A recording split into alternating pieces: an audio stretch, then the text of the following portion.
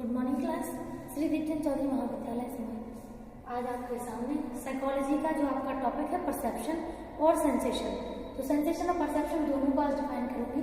जैसा कि आप देख ही रहे हैं कि ये जो आपका है पूरा मैटर जो है वो हमने सेंसेशन से लिया है और आपका इतना जो पोर्शन है ये पूरा हमने कहाँ से लिया है, ये लिया हमने परसेप्शन से। ठीक है, तो जैसे कि हम सभी जानते हैं कि जो सेंसेशन और परसेप्शन होता है, सेंसेशन और परसेप्शन दोनों ही एक दूसरे के लिए इम्पोर्टेंट है। बिना सेंसेशन के कभी भी परसेप्शन नहीं हो सकता और बिना परसेप्शन के कभी भी सेंसेशन नहीं हो सकता। ये दोनों he made for each other type process है, एक सिक्के के दो पहलू वाली बात है ना। तो इसमें अगर हम बात करें, आपका सबसे पहले हम आपको सेंसेशन डिफाइन कर चुके हैं पिछली क्लास में। सेंसेशन होता क्या है, ठीक है, कितने प्रकार का होता है, ठीक है, और सेंसेशन के जो सेंस ऑर्गन है वो कौन कौन से होते हैं। कुछ सेंस ऑर्गन इंटरनल होते हैं, जैसे कि हमने आपको बताया था, जैसे कि आपकी मांसपेशियां हैं, ठीक है, और आपका क्या बोलते हैं, आपके जो शारीरिक अंग हैं जैसे किडनी है, लीवर है, ये जितने भी आपके बड़े बड़े अंग होते हैं जो बॉडी के अंदर होते हैं, उनसे भी आपको मस्तिष्क तक सेंसेशन पहुंचता है।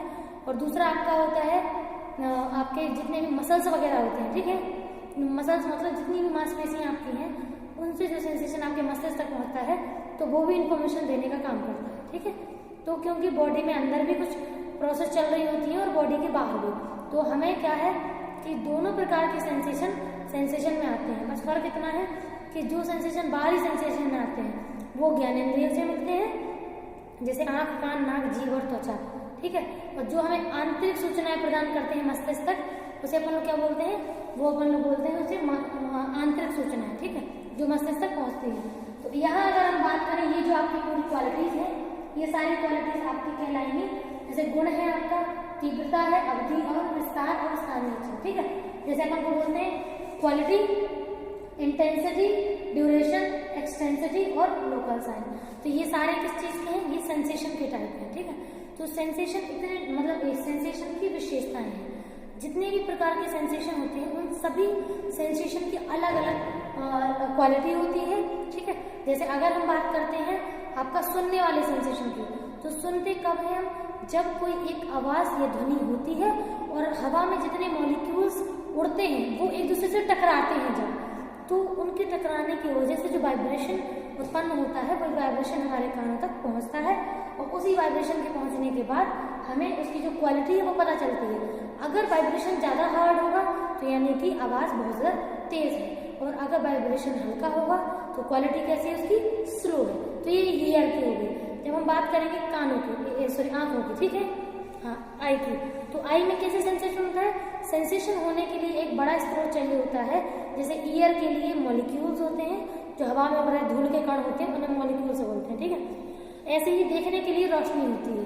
ठीक है, तो जो रोशनी होती है, तो रोशनी एक क्वालिटी होती है जो हमारे सेंसेशन को हमें महसूस कराने में हेल्प करती है। मतलब एक तरीके से, और जैसे अगर एक जगह का सामान दूसरी जगह भेजना हो तो बीच में हमें किसी न किसी वाहन की जरूरत पड़ेगी, तो वैसे ही वही वाहन जो है वो आपका रोशनी होता है। ठीक है, हाँ, तो संवेदना को पहुंचाने के लिए ज्ञानेंद्रियों तक किसकी जरूरत होती, आंखों वाली संवेदना को आपकी जरूरत होती रोशनी की, लाइट की। ठीक है, लाइट दिन में अगर मिली तो सूरज से मिलती है, और अगर शाम की हो तो जो अपन ने बनाई है मैनमेड बल्ब कहलाती है। ठीक है, तो यही जो दोनों प्रकार की रोशनियां हैं, ये व्यक्तियों को जितनी भी लाइट से रिलेटेड जितनी भी इंफॉर्मेशन है वो आंखों तक भेजती है, और आंख उन्हें कहाँ तक भेजती है, मस्तिष्क तक। मस्तिष्क में क्या होता है, परसेप्शन।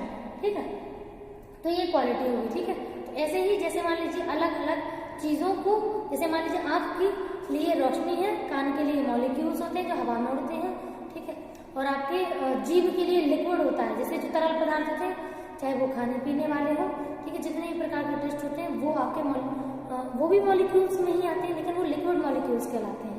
ठीक है, और आपका था फिर उसके बाद जैसे मान लीजिए सूंघने के लिए आपका क्या है, सूंघने के लिए आपके हवा में जितने भी जो फ्रेग्रेंस या स्मेल होती है उसमें जो मॉलिक्यूल्स होते हैं वो आपस में टकरा के वो आपके नाक तक पहुंचते हैं, और ये आपके अलग अलग क्वालिटीज होती हैं। ठीक है, दूसरा है तीव्रता। हम सभी जानते हैं कि जो सुनने वाली इंफॉर्मेशन होती है उसकी तीव्रता अलग होती है, और जो देखने वाली इंफॉर्मेशन है उसकी तीव्रता अलग होती है। ठीक है, जैसे अगर हम लोग देखने वाली इंफॉर्मेशन को बहुत दूर तक की इंफॉर्मेशन देख सकते हैं, ठीक है, लेकिन सुनने वाली को हम उतना दूर तक नहीं। तो यही होता है कि हमारे आँख, कान, नाक, जीभ और त्वचा, इन सभी इंफॉर्मेशन की जो इंटेंसिटी वो अलग अलग होती है। ठीक है, कोई बहुत मतलब एक तरीके से दूर तक की इंफॉर्मेशन दिखाई दे जाती है, लेकिन सुनाई की अगर बात करें तो सुनाई नहीं आती है। तो ये अपनी अपनी इंटेंसिटी की बात होती है, विस्तार की मतलब दूरी की। ठीक है, अगला है अवधि। तो अब ये भी डिपेंड करता है समय सीमा पे। ठीक है, कभी कभी ज्यादा समय सीमा की जो इन्फॉर्मेशन है वो हमें समझ में आ जाती है। ठीक है, जैसे मान लीजिए अगर हम बात करें आपका ड्यूरेशन में, तो ड्यूरेशन में जैसे मान लीजिए अगर आंख की बात करें तो आंख से जो इन्फॉर्मेशन हमारे सेंसर ऑर्गन पे पहुंचती है उसकी ड्यूरेशन कम होती है बजाय सुनने वाले की समय अवधि थोड़ी ज्यादा होती है। ठीक है, वो हमारे जैसे मान लीजिए अगर हम कुछ काम कर रहे हो और बगल में से कोई हमसे कुछ पूछे और हमारा ध्यान कहीं और हो, तो वो चीजें हमारे कानों से इन्फॉर्मेशन पहुंचती है, तो वो थोड़ा सा हमें समय लगता है सेंसेशन में, क्योंकि हमारा ध्यान कहीं और था। और अगर हमारा ध्यान पूरा वहीं हो तो वो चीजें हमारे फिर कानों से जल्दी चली जाती है। तो ये टाइम ड्यूरेशन। लेकिन अगर बात करें आंखों की, अगर आप कहीं और देख रहे हैं, आपके सामने से कोई और चीज चलेगी, ठीक है, तो आपका अगर ध्यान ही नहीं, मतलब एक तरीके से आपका फुल जो फोकस है वो आंखों आपकी एक तरफ ही है। ठीक है, तो इस वजह से आपका ध्यान थोड़ा सा हो सकता है कि उसकी जो ड्यूरेशन है वो कम रहे। ठीक है, अगला है विस्तार। ठीक है, एक्सटेंशन। तो एक्सटेंशन मतलब फैला।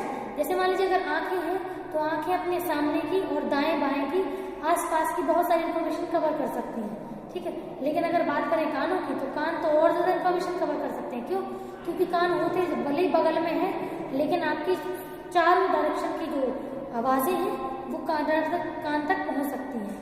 ठीक है, तो एरिया ज्यादा कवर करता है कान बजाय आंखों के, क्योंकि आंखें केवल सामने की इन्फॉर्मेशन ज्यादा अच्छे से कवर करती हैं और दाएं बाएं की थोड़ी कम और पीछे की कवर नहीं करती है। ठीक है, नेक्स्ट है आपका स्थानीय चिन्ह। स्थानीय चिन्ह मतलब सिंपल सा, अगर बात कर रहे हैं देखने की तो स्थानीय चिन्ह क्या होंगे? लाइट और जो भी आपका कलर वलर है, ठीक है, और आपके जितने भी साइन सिंबल है, जो भी बनावट है, वो सब आपका स्थानीय चिन्ह में आएगा। ठीक है, अगर बात करेंगे सुनने की इन्फॉर्मेशन की तो उसके स्थानीय चिन्ह अलग होंगे। जैसे मान लीजिए अगर एक मेल है और एक फीमेल है, आपके बगल में खड़े दोनों बोल रहे हैं, तो दोनों के स्थानीय चिन्ह अलग होंगे। क्यों? क्योंकि लड़कियों की आवाज अलग होती है और लड़कों की अलग। ठीक है, तो ये होता है।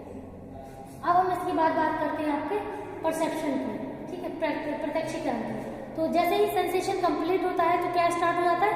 परसेप्शन। ठीक है, हम आपको पहले ही बोल चुके हैं कि दो प्रकार के लोग होते हैं। जैसे मान लीजिए अगर किसी का सेंसेशन जल्दी खत्म होता है तो उसका परसेप्शन भी उतनी ही जल्दी शुरू हो जाता है, लेकिन अगर किसी का सेंसेशन देर में खत्म होता है तो उसका परसेप्शन भी उतनी ही देर में खत्म होता है। ठीक है, तो ये मतलब एक तरीके से शुरू होता है।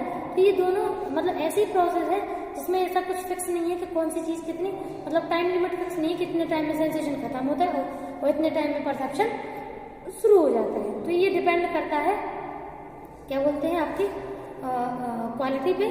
ठीक है, कि कौन सी चीज कितनी। जैसे मान लीजिए अगर छोटा बच्चे की बात करें हम लोग, जैसे मान लीजिए बच्चा है 5-6 साल का, ठीक है, तो उसे अगर हम कोई चीज लर्न कराते हैं तो उसको सेंसेशन थोड़ा देर में होता है और उसका परसेप्शन भी थोड़ा देर में पहुंचता है। ठीक है, तो ये है। लेकिन अगर हम बात करें क्या बोलते हैं, अगर बात करें बहुत बड़े बच्चे की, ठीक है, जैसे मान लीजिए आपका क्या बोलते हैं 10-12 साल का बच्चा हो, ठीक है, 15 साल का बच्चा हो, ठीक है, तो उसका जो सेंसेशन है वो जल्दी खत्म हो जाता है बजाय छोटे बच्चे में।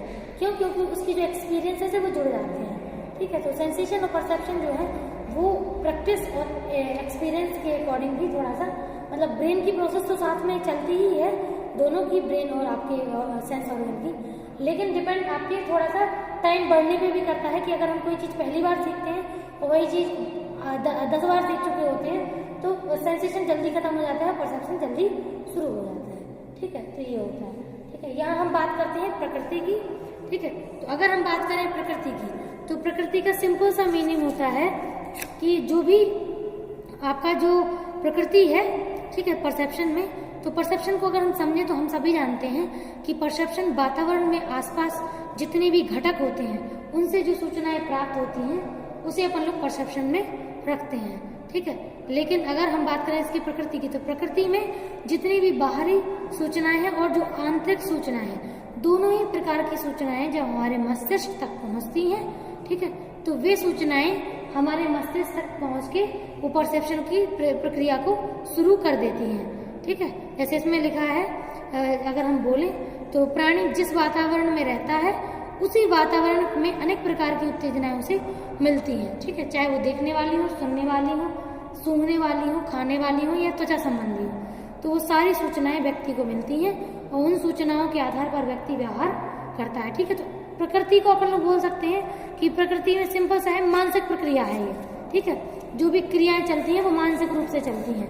इसमें मस्तिष्क के भीतर चलने वाली क्रियाएं होती हैं और इसमें शरीर का उपयोग तो होता है ऑब्वियस है, क्योंकि बॉडी तो वर्क कर ही रही है, लेकिन बात अगर हम करें इसकी क्रियाओं की तो इसकी पूरी क्रियाएं मस्तिष्क में चल रही होती हैं, ठीक है। इसके बाद इसकी जो डेफिनेशंस है, जैसे पहली डेफिनेशन है कॉलमैन के अकॉर्डिंग। तो कॉलमैन का कहना है प्रत्यक्षीकरण एक ऐसी प्रक्रिया है जिसमें व्यक्ति को आंतरिक अंगों और बाहरी सूचनाओं की सूचना प्राप्त होती है, ठीक है। आंतरिक अंग और बाहरी अंगों के द्वारा सूचना उसके मस्तिष्क तक पहुंचती है, ठीक है। अगली डेफिनेशन है डे के अकॉर्डिंग। तो डे का कहना है प्रत्यक्षीकरण में गिव एंड टेक यानी कि निवेश और निर्गत दोनों चीजें होती हैं। जब प्रत्यक्षीकरण व्यक्ति कर रहा होता है तो प्रत्यक्षीकरण पहले सूचना जाती है और सूचना की जो एकत्रित करने के बाद जो उसका प्रत्यक्षीकरण व्यक्ति वो करता है, उसके बाद ही वो उसे आंसर देता है, ठीक है। दोनों चीजें होती हैं। अगली है आपकी कैनलैंड के अकॉर्डिंग। उन्होंने कहा है संवेदना का सही अर्थ प्रत्यक्षीकरण है। अगर व्यक्ति को संवेदना सही मिलती है, ठीक है, सही सेंसेशन व्यक्ति में हो रहा है तो उसको परसेप्शन भी बिल्कुल उतना ही ऑथेंटिक फॉर्म में होता है, ठीक है। लेकिन अगर सेंसेशन की जो क्यूज है वो गलत मिलेंगी तो परसेप्शन भी व्यक्ति का गलत होगा। लास्ट डेफिनेशन है हैप के अकॉर्डिंग। जब ज्ञानेंद्रियां उद्दीपक से प्रभावित होती हैं, जैसे मान लीजिए आंख, कान, नाक, जीभ, त्वचा, इनके जो भी उद्दीपक होते हैं उनसे जब उत्तेजित होती है ज्ञानेंद्रियां, तभी इंफॉर्मेशन परसेप्शन तक पहुंचती है, ठीक है। तो ये अगला है। अब इसके बाद बात करते हैं विशेषताओं की, ठीक है। तो विशेषताओं में अगर हम बात करें तो विशेषताएं इतनी हैं। जैसे पहली बात करते हैं मनोवैज्ञानिक प्रक्रिया। हम आपको पहले बोल चुके हैं कि जो सेंसेशन होता है, सेंसेशन हमेशा मनोवैज्ञानिक होता है, सेंसेशन होता है फिजियोलॉजिकल और परसेप्शन होता है साइकोलॉजिकल, ठीक है, यानी कि मेंटल प्रोसेस है, मानसिक प्रक्रिया है। इसमें व्यक्ति के जो मस्तिष्क में जितनी भी क्रियाएं चलती हैं उन्हीं के बेस पे व्यक्ति कार्य करता है। अगला है संगठन। तो हम सभी जानते हैं कि जैसे मान लीजिए अगर कोई भी इंफॉर्मेशन व्यक्ति के शारीरिक अंगों से मस्तिष्क तक पहुंचती है तो वो पहले बिखरी हुई होती है, उसको पूरा एक ऑर्गेनाइजेशन फॉर्म में बनती है, पूरा संगठन तैयार होता है और संगठन तैयार होने के बाद ही व्यक्ति उसको क्या बोलते हैं अपने उसको सेंस जो आपका प्रत्यक्षीकरण है वो कंप्लीट होता है। तो कोई भी चीज़ अधूरी होगी तो प्रत्यक्षीकरण नहीं होगा, वो चीज़ें बिल्कुल मीनिंगफुल फॉर्म में होती हैं। इसलिए अपन को संवेदना को अपन लोग मीनिंगलेस बोलते हैं और प्रत्यक्षीकरण को मीनिंगफुल बोलते हैं, ठीक है। अगला है आपका एकता, ठीक है। तो एकता तो ऑब्वियस है, यूनिटी अगर नहीं होगी, सिंबल अगर अधूरे होंगे तो इन्फॉर्मेशन कंप्लीट नहीं होगी। नेक्स्ट है चयनात्मक प्रक्रिया। तो ऑब्वियस है, जैसे मान लीजिए हमारे आसपास वातावरण में बहुत सारी चीज़ें होती हैं, लेकिन हम पे डिपेंड करता है कि हम किन चीज़ों पे ध्यान देना चाहते हैं, किस पे सेंसेशन करना चाहते हैं और क्या चीज़ें हमें अपने परसेप्शन में रखनी है। अगला है आपका वातावरण से सूचनाएं प्राप्त। बिल्कुल सही बात, हम आपको पहले क्लियर कर चुके हैं। नेक्स्ट है स्नायुमंडल, मतलब जो भी सूचनाएं होती हैं वो आपके मस्तिष्क के अंदर के जो न्यूरॉन है, स्नायु है, उनमें घटित होती हैं और वही मिलजुल के अपना पूरा कार्य करते हैं। नेक्स्ट है विभेदन। तो अंतर तो व्यक्ति करता ही है, ठीक है। जो भी सूचनाएं होती हैं उनमें अंतर करके ही, जैसे मान लीजिए सुनने वाली अलग लोब में जाएगी, देखने वाली अलग लोब में जाएगी। सुनने वाली जाएगी आपके टेम्पोरल में, देखने वाली ऑसिपिटल में, ठीक है। और लास्ट है निरीक्षण।